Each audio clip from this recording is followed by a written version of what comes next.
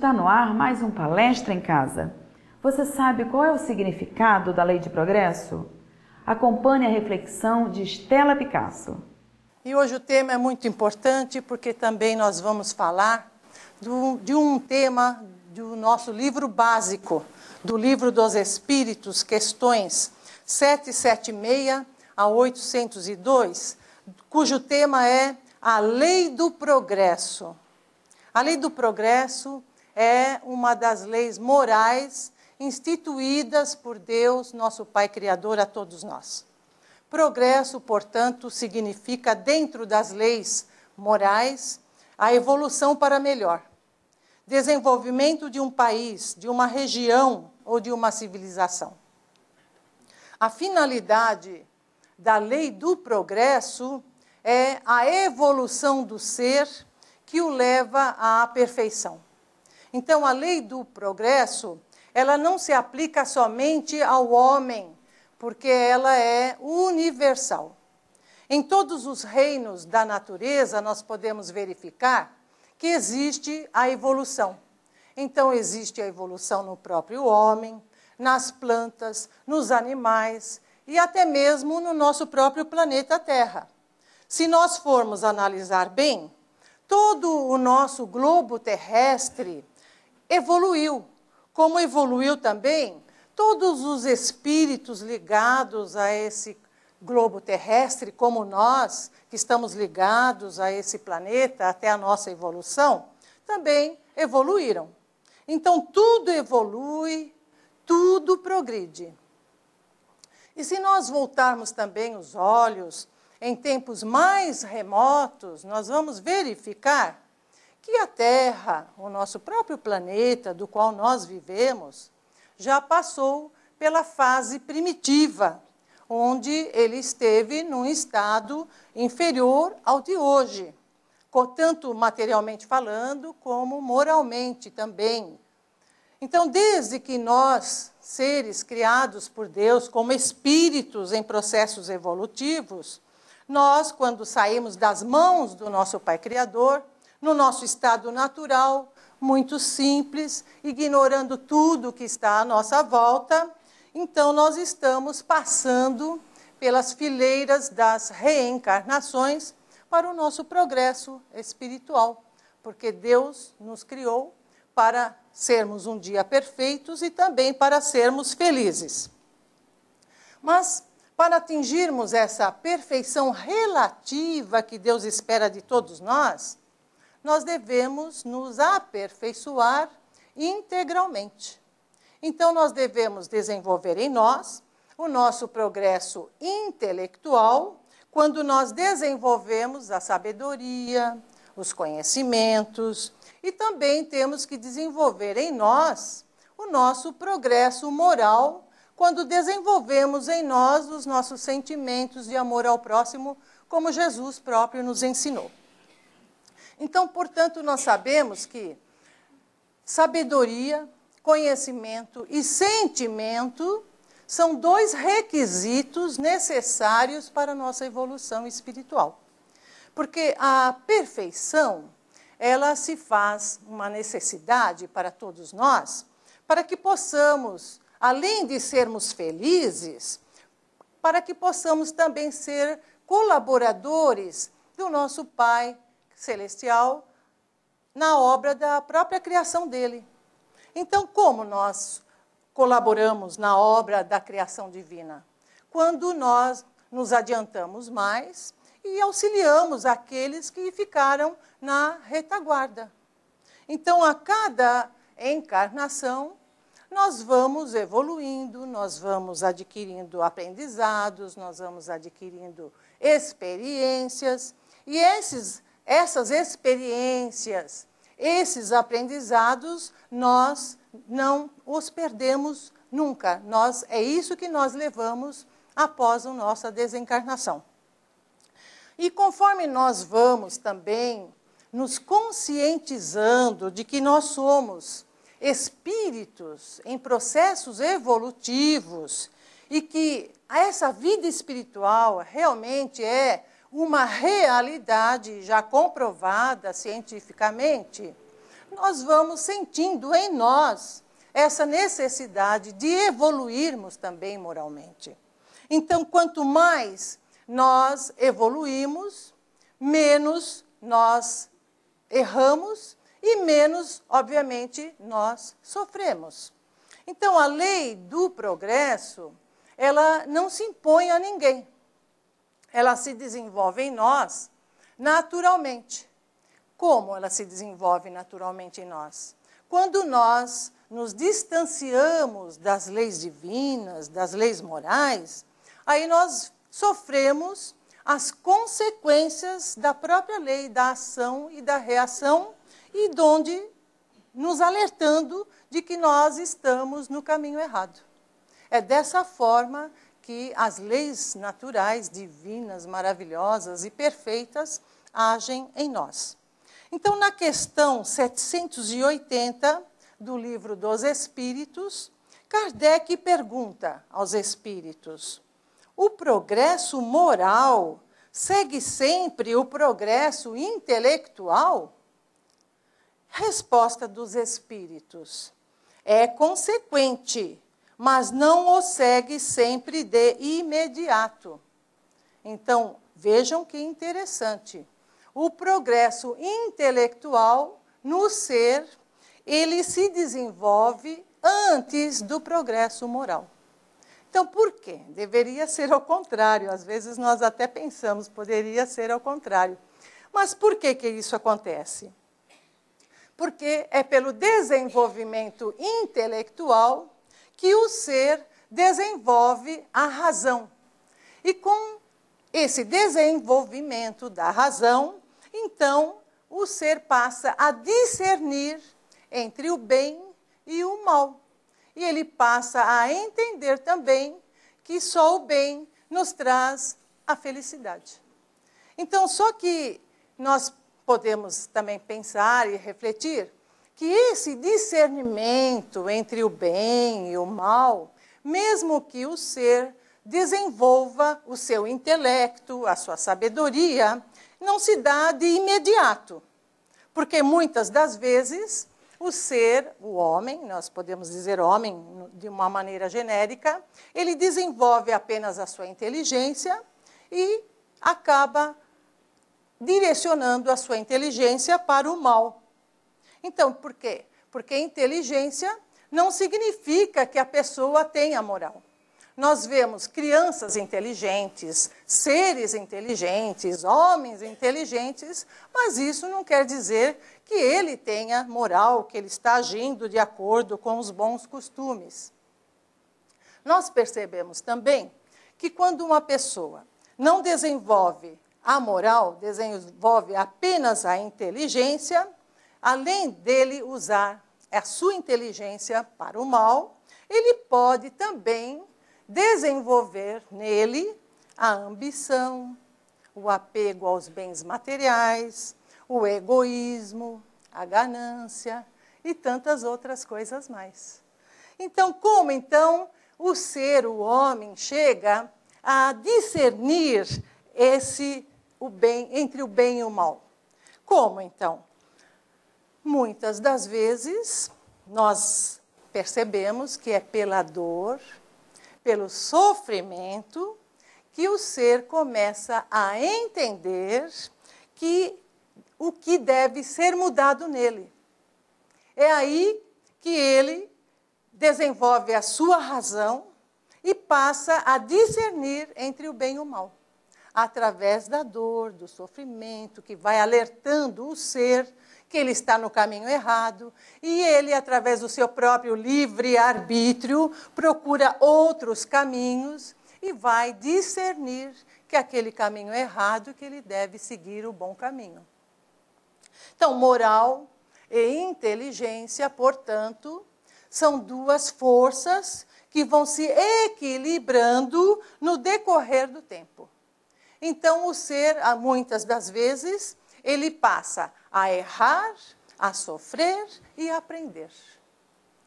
E na questão 781 do Livro dos Espíritos, Kardec pergunta: o homem, o ser, tem poder para deter a marcha do progresso? Resposta dos espíritos: não, mas de entravá-la, dificultá-la algumas vezes. Se o progresso é uma condição obrigatória para tudo e para todos, quando as leis humanas, que muitas das vezes entrava o progresso de um povo, Deus sempre o submete, o povo, a um abalo físico ou moral para submetê-lo à marcha do progresso. Então, nós sabemos que existem, por exemplo, os abalos físicos, quando dos flagelos naturais, os terremotos, maremotos e tantas outras coisas mais, que segundo a própria lei de destruição que nós já conhecemos através da doutrina espírita, nós aprendemos que é necessário que tudo se destrua para se renovar. Pois é, o planeta Terra já foi um mundo primitivo. Hoje estamos em provas e expiações, a caminho do mundo de regeneração. E isso tudo depende da evolução do ser humano encarnado no planeta Terra. Então, por isso, a importância de tentarmos nos melhorar a cada dia, porque quando um ser humano evolui, evolui todo o planeta. E não estamos falando só dos seres humanos, estamos falando das plantas, estamos falando dos animais, de um todo. E quando nós conseguimos ir lapidando devagarinho os nossos sentimentos, isso é melhor ainda.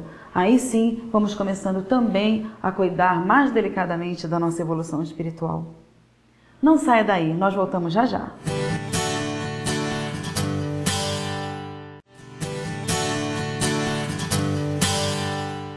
Voltamos a apresentar o Palestra em Casa. Carlos Escaramuza fala sobre a lei da sociedade. Confira. A lei de sociedade é uma das leis morais, leis naturais que regem a nossa necessidade de estarmos neste planeta mais uma vez para mais um estágio evolutivo. E a questão 766 da lei de sociedade, quando Kardec indaga aos espíritos, a vida social está em a natureza? E os espíritos responderam, certamente, Deus fez o homem para viver em sociedade. Não lhe deu inutilmente a palavra e todas as outras faculdades necessárias à vida de relação. Olhem a importância da lei de sociedade para nós nos habilitarmos a sermos melhores em mais um estado evolutivo. Nós usamos muito o substantivo sociedade para definir assim uma condição bastante peculiar. Vamos usar alguns sobrenomes aqui fictícios. Por exemplo, Bueno é da sociedade. Isso significa que Bueno tem muito dinheiro, tem bens, tem nome de família tradicional, troncos paulistanos e tudo mais. E nos centros urbanos maiores ainda, nós costumamos fazer uma outra colocação para esse grupo de pessoas, para essa minoria aquinhoada. Como, por exemplo, Magalhães é da alta sociedade, o que também implica em vincularmos a bens, dinheiro, nome, etc. Se nós pararmos para pensar um pouquinho, esse substantivo sociedade, ele é muito mais generoso do que essas limitadas, essas situações impostas por essas, poderemos dizer assim, esnobações. Porque, na realidade, se nós pararmos para pensar e refletir realmente, o termo substantivo sociedade, ele abrange e abriga todas as pessoas que aqui estão, de todas as classes, de todos os níveis, dentro do agrupamento humano. Portanto, a sociedade paulistana não é essa minoria que nós destacamos aqui, acima, aqueles que possuem bens, dinheiro, família, nome, etc. Mas são realmente todas aquelas pessoas que residem aqui na capital de São Paulo. É assim que nós devemos entender o termo sociedade, onde todos nós aqui estamos desenvolvendo as nossas experiências, as nossas necessidades evolutivas, porque nós, como seres sociais, realmente fomos criados para conviver com o semelhante. Conviver com o semelhante. Como é que nós vamos desenvolver as nossas experiências? Como é que nós vamos desenvolver as nossas necessidades evolutivas se nós não tivermos o contato com o nosso semelhante, regido aqui pela lei de sociedade nesta particular reunião pública? Portanto, a palavra que nos foi concedida, que nos foi outorgada para que nós venhamos a nos comunicar, e, eventualmente, se nesta experiência terrena estamos sem condição de usar a palavra, mas podemos usar a linguagem dos sinais, estas circunstâncias foram criadas para que nós possamos nos desenvolver. E essa vida de relação é muito importante porque é nesta relação com o semelhante que todos nós estamos desenvolvendo a nossa moralidade, e está tudo isso subordinado a essa conveniência da lei de relação, da lei de sociedade. Portanto, se nós entendermos, nós precisamos exercitar o que na estada terrena? Nós precisamos exercitar as nossas virtudes, como, por exemplo, o amor, a tolerância, a bondade, a caridade. E todas essas virtudes nós apenas iremos desenvolvê-las se nós formos aonde está a carência do próximo, aonde está a carência do semelhante. Por isso a importância de nós entendermos a lei de sociedade. Estamos aqui para desenvolver, para nos melhorarmos, para exercitar certas deficiências que em vidas pretéritas nós não conseguimos chegar a bom termo, mas para que nós possamos desenvolver principalmente o amor, a tolerância e tantos outros adjetivos aqui colocados, nós precisamos nos relacionar com os nossos próximos. As carências necessárias, aonde nós podemos entrar para que nós possamos, nesta relação com o nosso irmão de jornada, com a nossa irmã, nós possamos captar maiores virtudes nessa estada.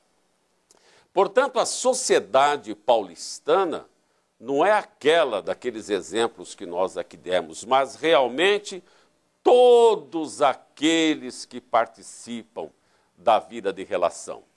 E nós temos alguns integrantes desta sociedade, grupos menores, que se reúnem por afinidades, como, por exemplo, afinidades profissionais, afinidades culturais, religiosas, políticas.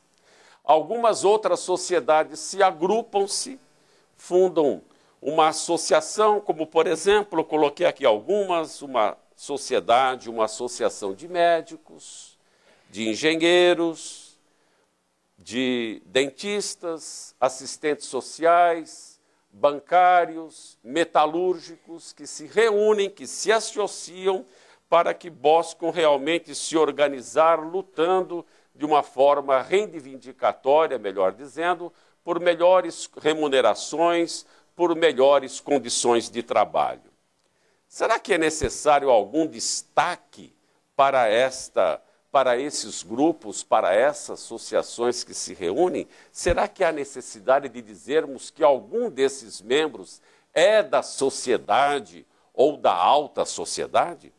Se nós pararmos para verificar, o muito mais importante do que essa preocupação de um eventual destaque é que nós possamos compreender que nós precisamos entender a necessidade da participação na vida de relação. É isso que nós precisamos entender. Esta é a maior ou melhor situação que nós precisamos aprender a desenvolver nesta vida comunitária para que nós possamos dar o melhor de nós para uma vida mais equilibrada, para uma vida mais proveitosa. Precisamos conviver para evoluirmos, para melhorarmos. Se ficarmos sozinhos, isolados, é claro que não seremos testados em nada, nem na nossa paciência, nem na nossa tolerância, né? Nem no nosso egoísmo, nem na vaidade, em nada. Então, por que a necessidade de vivermos em conjunto, de termos os nossos relacionamentos? E como sabemos, muitas vezes não tão fáceis como queríamos. A lei da sociedade exige isso de cada um de nós, que possamos tolerar as diferenças. E as diferenças é muito comum no dia de hoje. As diferenças são o preço do progresso. Porque se todo mundo fosse completamente igual, pensasse igualzinho a gente e dissesse amém a tudo, não teria graça. Nós não teríamos como discernir, né, situações diferentes e tudo seria muito igual, né? Que adianta todo mundo gostar só do vermelho, não gostar do azul, não gostar do amarelo? E é a mistura das cores que faz a beleza. É a mistura da diferença do ser humano, do pensar, do sentir, que nos faz crescer e refletir a mudança. Porque muitas coisas, como nós pensamos, não é só o melhor, não é só o certo. E é nisso que nós precisamos também saber lidar conosco mesmos. Por que não aceitar a opinião diferenciada da nossa?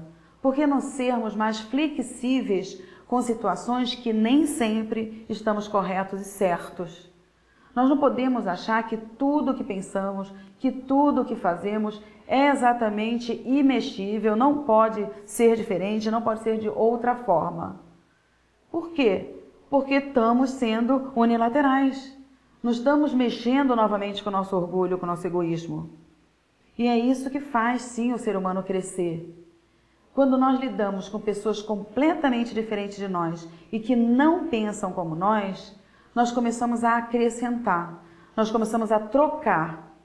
E trocando, a gente percebe mudanças no nosso comportamento e no do outro também. Porque não é a gente mudando que o outro muda, não é a gente começando a ser mais flexíveis que as situações em volta vão se tornando mais favoráveis para aquilo que a gente está vibrando, que a gente está emanando.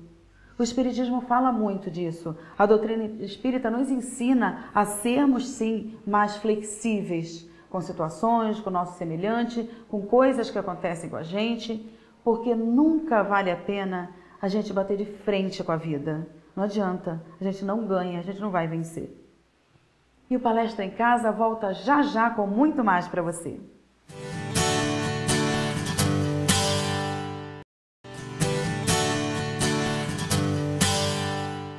Estamos de volta e neste bloco Sônia Teodoro vai falar sobre escândalo. Confira. Por isso que nós vemos uma passagem como essa, bem-aventurados os puros de coração, no item escândalos, cortar a mão, uma análise que Kardec faz de uma passagem do Evangelho de Mateus, capítulo 18, itens 6 a 11, e capítulo 5, itens 29 a 30, analisando essa palavra escândalo, no sentido vulgar, é tudo aquilo que choca a moral ou as conveniências, de maneira ostensiva. O escândalo não está propriamente na ação, mas nas repercussões que esta ação pode ter. Escândalo não é somente o que choca a consciência alheia, mas tudo o que resulta dos vícios e das imperfeições humanas, todas as más ações de indivíduo para indivíduo, com ou sem repercussões. O escândalo, nesse caso, diz Kardec, é o resultado efetivo do mal moral. Então, nós estamos vivendo, no presente momento, como se fosse um momento de escândalos. Não escândalos que chocam, mas escândalos que se perpetuam no agir das pessoas, mesmo que esse escândalo não seja ostensivo, mas ele é efetivo nos males que ele causa. Emmanuel, quando analisa o nosso momento agora, Todos já devem ter ouvido falar de Emmanuel, não é? Então ele diz assim, que há necessidade que esse escândalo aumente, que haja exacerbação desse escândalo, porque esse escândalo agirá como se fosse um vírus inoculado no coração humano. O que acontece quando a gente toma uma vacina, né?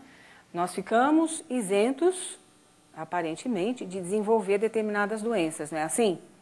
Então o escândalo, aquela coisa ostensiva que aparece nos meios de comunicação todo dia, que muitas vezes nós somos obrigados a assistir em televisão, ouvir no rádio, ouvir nos jornais, nas revistas, na internet, todo esse mal que está espalhado, disseminado no mundo, é algo como se fosse assim, uma vacina. Quanto mais a gente vê, mais a gente sente aversão por isso. E paulatinamente nós vamos nos isentando do cometimento desse mal. Então o mal passa a ser alguma coisa para lá.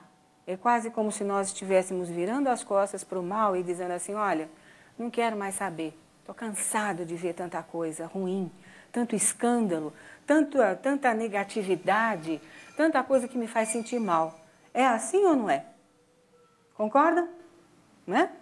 Então, parece-nos que nós estamos chegando nesse momento, né? De nos fartarmos de tudo isso, para que tudo isso desapareça de vez aqui da nossa convivência na Terra. Há um estudioso chamado José Herculano Pires, grande filósofo espírita, ele diz assim, num livro chamado Agonia das Religiões: nos momentos de transição como este que nós estamos atravessando, a violência desencadeada exige a oposição vigorosa e sacrificial dos que já atingiram o desenvolvimento consciencial da civilização. Deu para entender? Então, é como se todos nós estivéssemos, nesse instante, tomando consciência do que está por aí, não é? Nós estamos, de acordo com o que os espíritos nos esclarecem, no momento de transição de uma fase de evolução moral a caminho de uma outra fase de evolução moral. A que nós estamos começando a deixar chama-se provas e expiações, onde o mal predomina, né? Onde o sofrimento ocupa o seu espaço muito mais do que a alegria e a felicidade humanas. E estamos entrando numa outra fase chamada regeneração. É quando nós estamos deixando para trás, não é? Como no efeito da vacina, tudo aquilo que nos aborrece, que nos incomoda, para alicerçarmos em nós tudo aquilo que é bom, tudo aquilo que nos faz sentir bem e felizes. A cumplicidade com as práticas da violência por parte de consciências esclarecidas retarda a evolução coletiva e rebaixa o cúmplice a posições indignas. São todas aquelas pessoas que são coniventes com o mal ou omissos a eles. O mesmo acontece no tocante à aceitação de princípios errôneos por conveniência. Então, muitas vezes nós vemos princípios errôneos sendo aceitos por conveniência de interesses pessoais, seja aonde quer que esses interesses possam se manifestar, né? Seja em que instituição for, na instituição política, na instituição estatal, na instituição, enfim, qualquer que seja ela. O espírito se coloca, então, em luta consigo mesmo, negando o seu próprio desenvolvimento consciencial e ateando em si mesmo a fogueira dos remorsos futuros. Então é mais ou menos assim, as pessoas coniventes ou as pessoas omissas com relação a toda a situação escandalosa, entre aspas, naquele conceito trazido pelo Kardec, na verdade estão retardando o nosso processo de evolução, aumentando a poluição mental que existe nesse planeta, fazendo com que todos nós, que muitas vezes, por uma escapada ou não do nosso senso de consciência, nós de vez em quando também somos omissos, dessa forma nós estamos perpetuando a situação de sofrimento generalizado que existe no nosso planeta. E assim, a nossa psicosfera está aí, não é? Disseminando enfermidades de longo curso, aparecendo ou fazendo aparecer enfermidades que nós já julgávamos extintas no passado. E de vez em quando elas surgem aí com toda a plenitude. Então essa análise consciencial que os espíritos superiores trazem para a gente e que nos remetem a essa reflexão, vão fazer com que nós caiamos em nós e partamos para uma certa exigência de consciência. Ou seja, não dá mais para deixar do jeito que está. Nós temos que fazer alguma coisa. E esse alguma coisa começa comigo mesmo. Porque é difícil dizer se nós podemos fazer alguma coisa na modificação do outro. É muito difícil modificar o outro, não é? Podemos modificar o nosso marido? Podemos? Só por espontânea e livre coação, né? A nossa esposa também, não é isso? Os filhos, podemos mudá-los, a maneira de pensar, de estar no mundo, de receber as mensagens do mundo? Os filhos precisam de educação, de orientação, de discernimento, de caminho, né? Podemos modificar as pessoas que estão ao nosso lado, familiares? É difícil. Colegas de trabalho? Quem sabe? Desafetos? Aí já é mais difícil, né? Então veja só como é difícil tentar modificar o outro. Mas nós podemos começar esse processo tentando nos modificar, né? Tentando ver que essas verdades que estão aqui, porque são princípios de verdade, não são novos. Essas verdades estão sendo colocadas aí na nossa linha da existência por séculos, né? Já houve alguém há 4.000 anos atrás que veio trazer para nós leis civis e leis morais para que a gente pudesse seguir e ser feliz. Depois de 2.000 anos, Jesus em pessoa veio aqui. Só que nós modificamos a sua mensagem, transformamos-la em religião. E a religião faz religião, não cuida da espiritualidade humana, né? Então, nessa necessidade premente que o ser humano tem de religiosidade, de conscientização de uma vivência fraterna e mais feliz, surge entre nós, em 1857, a codificação espírita trazida pelos espíritos superiores com o trabalho do educador Allan Kardec. Então é nesse momento que nós estamos assim, com tantos escândalos à frente, né? E é muito interessante que o Kardec coloca a questão do escândalo num capítulo que fala de bem-aventurança e se refere aos puros de coração. O que tem uma coisa a ver com outra? Né? O que é ser puro de coração? Não é aquela pureza teológica, não é? Que nos coloca distantes do cotidiano, dos nossos dramas existenciais, das nossas carências afetivas. Não é esse tipo de pureza que as religiões preconizaram durante tantos séculos. É um outro tipo de pureza. É isenção do mal. Aí sim faz sentido colocar nesse capítulo. Se a gente trata a pureza, né, como isenção do mal, aí nós entendemos por que Kardec comenta a questão do escândalo. Então, nos isentarmos do escândalo, né, ou seja, nos isentarmos ainda desse lado um pouco escuro que nós trazemos conosco e que se manifesta através de sentimentos escuros também no nosso cotidiano, na nossa convivência. Se nós nos isentamos disso, nós estamos sendo puros de coração. Escândalo. Tudo aquilo que repercute devido às nossas ações.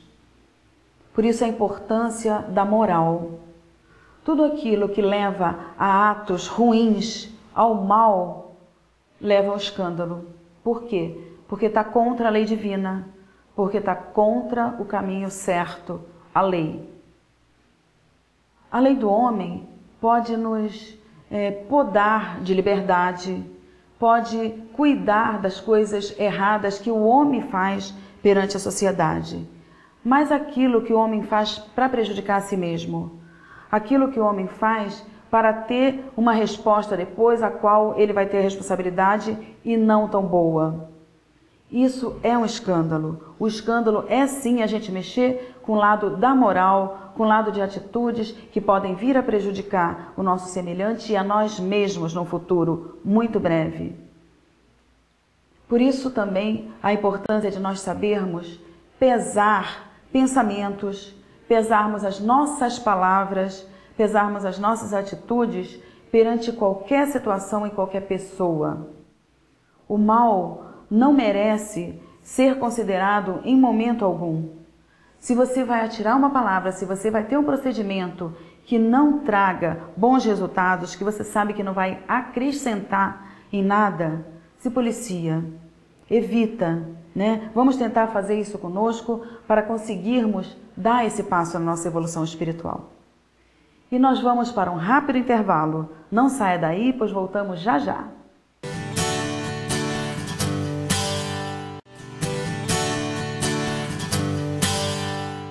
Palestra em Casa está de volta. No programa de hoje, vimos que viver em sociedade não é tão simples, pois existem muitas diferenças entre as pessoas e precisamos conviver e respeitar as diversidades. Márcia Margarete fala sobre as novas afeições e amizades. Confira. Qual seria a melhor definição que poderíamos ter para amizade? Cícero, um pensador da antiguidade, ele definiu amizade e amigo sendo aquela pessoa em que nós pudéssemos contar a ele, a ela, a este amigo, a esta amiga, todos os nossos segredos, como se nós estivéssemos conversando com a gente mesmo. Acho que esta é a melhor definição que nós podemos ter quando estamos falando de amizade e de verdadeiros amigos. É aquela pessoa em que nós podemos contar aquilo que vai lá no íntimo. E podemos também contar com a mão desta pessoa quando nós estamos com os nossos problemas, com as nossas aflições. Mas também cabe aqui uma reflexão. Será que eu sou este amigo? Será que eu sei ouvir? Né? Porque nós geralmente gostamos de falar muito, né? Mas a definição de amizade, amigo, afeição é também saber ouvir, principalmente ouvir, né? Ser companheiro desta jornada. E falar em companheiros de jornada, nada melhor do que nós contarmos, né, uma história para ficar bem gravado. Conta-se o seguinte: um viajante ia pelo caminho, ele, seu cavalo e o cão. Caminhavam e caminhavam. De repente forma-se uma grande tempestade e eles vão se acolher embaixo de uma árvore. E ali acontece um raio, uma descarga. E eles não percebem que os três morrem, desencarnam. E eles continuam caminhando. Passa a tempestade e lá seguem eles. Eles nem perceberam que os corpos físicos ficaram para trás. E lá vão os três caminhando. E vão, caminham, começa a dar sede, começa a bater o cansaço. A sede vai aumentando e lá vão eles caminhando, caminhando. Aí de repente surge, assim, na frente deles, uma bela porta, um portal, rico de mármore, folhado a ouro e a placa em cima escrito, céu. Fala, puxa, cheguei no lugar certo, né? E havia ali uma pessoa. E ele pergunta, companheiro, posso dar água ao meu cão e ao meu cavalo? E estou também com sede? E aquela pessoa que estava ali na porta diz assim para ele: aqui nós temos água sim, mas só é permitido entrar você. Nós não admitimos aqui nem o seu cão, nem o seu cavalo. Você pode entrar e se fartar da água que nós temos aqui. Aquele viajante para e diz assim: não, muito obrigado. Eu vou um pouco mais à frente. E lá vão os três, caminhando, e o calor, e o cansaço, e a sede cada vez maior. Aí eles chegam numa outra porta, uma porteira simples, muito bem cuidadinha, umas plantas singelas. Também tinha ali uma figura e uma pessoa. Nada escrito na porta. E ele chega e fala: meu amigo, posso dar de beber ao meu cavalo e ao meu cão? Ele diz: claro que sim. Você pode entrar e também o seu cavalo e também o seu cão. Fartem-se. Aí ele pergunta: o que é aqui? Aí ele diz: aqui é o céu, meu amigo. Fala: deve ter alguma coisa de errado, porque lá atrás eu encontrei o céu. Estava escrito lá, mas eles não me deixaram entrar.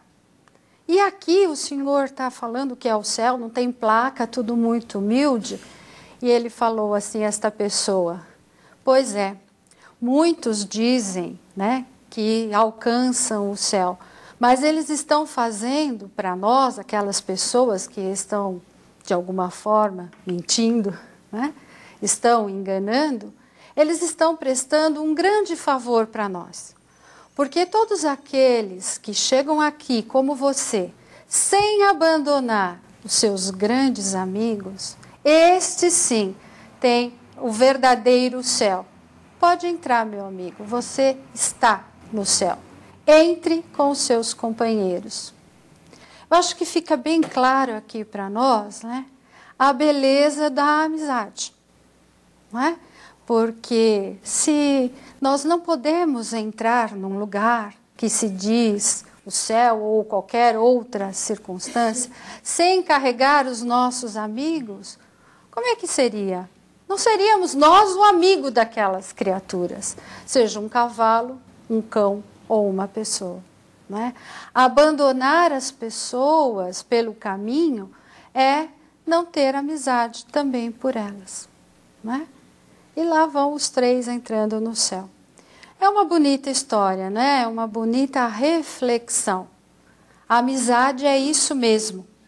Então nós vamos lá. Nós temos como referência para nosso estudo o livro Nosso Lar, o livro Leis Morais da Vida, o Evangelho segundo o Espiritismo e também o livro dos Espíritos. Quando nós vamos estudar o Nosso Lar, no capítulo 13, André Luiz, que é o espírito que está narrando, né, que está contando a sua experiência, né, após o desencarne, e ele era médico, para quem ainda não conhece o espírito André Luiz, ele era médico aqui enquanto encarnado. E lá no plano espiritual ele ainda não podia exercer. E ele faz uma colocação muito interessante, quando ele diz lá que para tratar de pessoas, né, dos doentes, dos necessitados do lado de lá, não valeria ter somente diplomas e conhecimentos, porque a medicina do lado de lá começa no coração. Começa expressando amor e cuidado fraternal, coisa que ele ainda não tinha conquistado, embora todos os títulos, embora toda a sabedoria dos livros, embora o título de doutor. E que ele precisava, antes de qualquer coisa, aprender a amar, a aprender a ter cuidado fraternal. Quando Jesus esteve aqui entre nós, a principal lição dele, e é o nosso principal desafio, é conquistar esse tipo de amor, este amor fraterno. E nós esquecemos, né? Às vezes nós queremos o amor posse. Você é meu, ou você é minha, ou esta coisa é minha. Isto. E nós esquecemos que temos que ter este relacionamento fraterno. Eis aí o nosso desafio, de estarmos com as pessoas e verdadeiramente gostarmos dela. Fazermos o possível para compreendê-la, para entendê-la, para caminharmos junto. Voltando ao nosso lar, também está lá colocado. Antes de qualquer coisa, antes de qualquer situação, existe uma questão extremamente indispensável, tanto do lado de lá, né, do plano espiritual, quanto do lado de cá, que nós possamos estabelecer correntes de simpatia. Será que nós somos simpáticos? Apontar os antipáticos nós sabemos, tá? Como sabemos, né? Mas o nosso desafio também é pensarmos, será que eu conquisto simpatia das pessoas? E uma das maneiras de nós conquistarmos simpatia é sermos prestativos, nós nos colocarmos num serviço útil ao próximo, seja ele quem for, sem precisar pedir carteirinha de posição, de dinheiro, enfim, seja lá o que nós às vezes gostamos de selecionar as pessoas. Servir, estar com o próximo naquilo que ele estiver precisando. Porque quem de nós aqui procura um amigo e gosta de encontrar esta mão, né? Nós também precisamos ser assim. O ser humano não consegue viver sem amigos. E amigos verdadeiros valem por uma família inteira, porque é ali que está a afinidade espiritual. Nós não escolhemos os nossos parentes, mas escolhemos os nossos amigos. E muitas vezes uma palavra, um sorriso, um olhar de um amigo verdadeiro modifica toda uma situação de sofrimento, de carência, de tristeza. Como seres humanos imperfeitos, ainda falíveis, nós precisamos muito de uma mão amiga sempre ali ao nosso alcance, assim como precisamos doar também a nossa amizade sincera. Quando exigimos dos outros que nos ouçam, que nos entendam, que sintam esse amor fraterno por nós, logicamente nós temos que retribuir isso. Se queremos bons amigos, temos que ser bons amigos. Será que estamos dando essa compreensão toda para o nosso semelhante, para aquele que está ali oferecendo a sua amizade para conosco? Será que estamos lembrando de ligar, de telefonar, de saber como aquela pessoa está passando? Se ela está realmente precisando da gente, da nossa palavra, do nosso abraço. A terapia do abraço, a terapia do sorriso é muito válida, principalmente nos dias de hoje, né? Que o ser humano está tão carente, está tão precisando de um outro, de um ombro amigo, de um carinho. Vamos ser nós, esses amigos sinceros, esses amigos que sabem doar para o crescimento da humanidade. E o programa de hoje fica por aqui. Escreva para a gente, palestraemcasa@redemundomaior.com.br. A semana que vem estaremos de volta. Até lá!